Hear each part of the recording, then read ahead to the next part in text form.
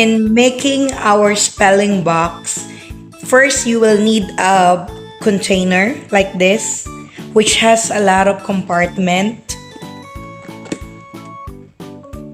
I think in Daiso shop or in any school supply shops, you can buy something like this.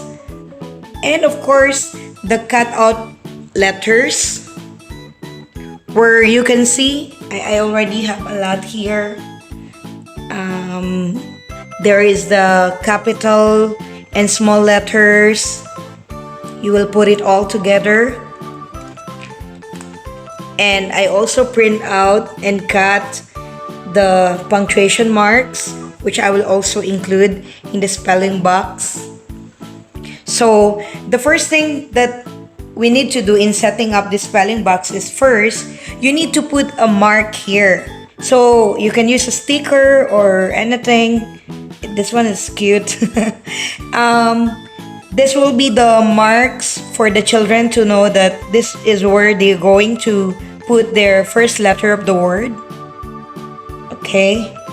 Then you just need to organize the letters and put it all there one by one.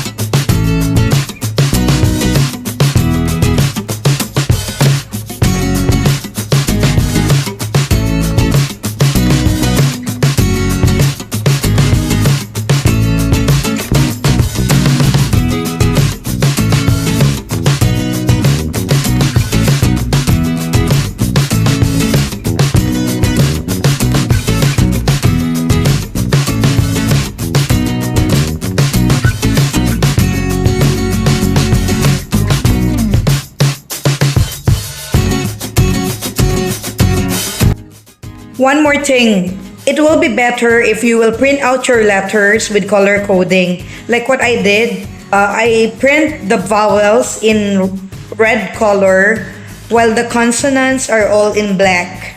So this way the children will also recognize which are the vowels and which are the consonants. Okay, how to use this spelling box is first, you can give your children words which they will spell out. Like for example, let's start with three-letter word bed.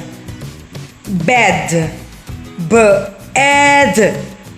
So your child will start to spell it out like this. Bed. Bed.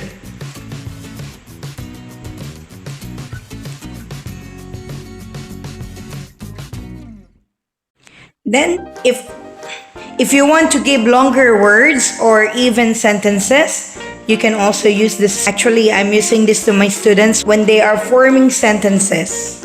That's why I print punctuation marks too. You can also use this spelling box in other languages like in Filipino or in other languages that use the alphabet. So in this way, your children will not only learn the phonics, how to spell words, but this will also enhance their reading skills. I'm telling you. So I want to recommend to everyone to try doing your own spelling box. This will be very helpful. Thank you for watching. Bye.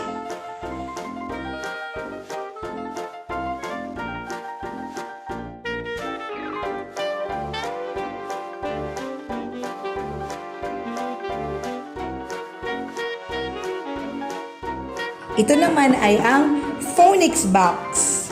So, kung gusto ninyo na yung mga anak ninyo ay gumaling sa mga phonics na ma-identify nila yung sounds or beginning sounds ng mga salita, magagamit nyo to. So, hanap lang kayo ng mga laruan or bagay. Then, may iba't ibang mga tunog or beginning sounds yung pwede nyong gawin. Halimbawa na lang ganito. Ito ay egg. Egg. This one is tag. Tag. Okay? Then this one is ant. Ant. So, paano ba ito ginagamit? Ibigay ninyo yung beginning sound at hayaan ninyo na i-identify ng inyong anak kung ano yun. Halimbawa na lang,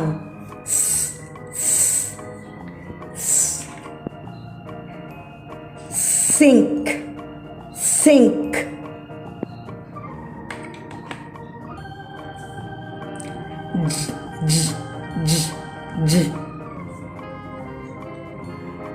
Jug, jug.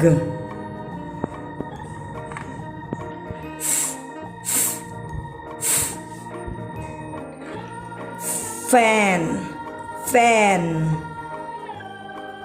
Di ba? So, sa ganitong paraan, mai-enjoy ng inyong mga anak yung pag-identify ng mga phonics or beginning sound sa pamamagitan ng gamit na to. Kaya, subukan nyo rin.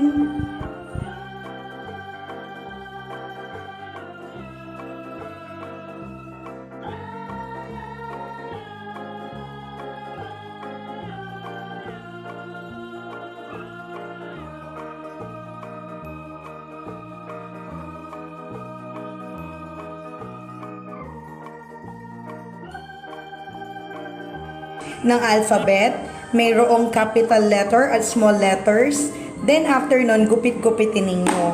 Kung ano naman, pwede nyo rin namang isulat sa kahit na board paper. Then gupit-gupitin nyo at ayusin nyo sa ganito. Ayan, parang yung nakikita nyo. Yan, so dito, merong small letter A. Meron ding capital letter A. And the rest ng mga letters ay meron dito. Tapos halimbawa, pwede nyo magamit to sa English at Filipino. Halimbawa, magbibigay kayo ng salita. Basa.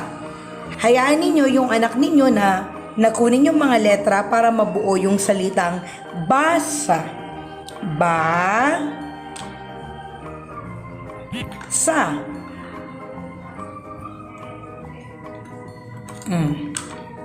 So, ayan na.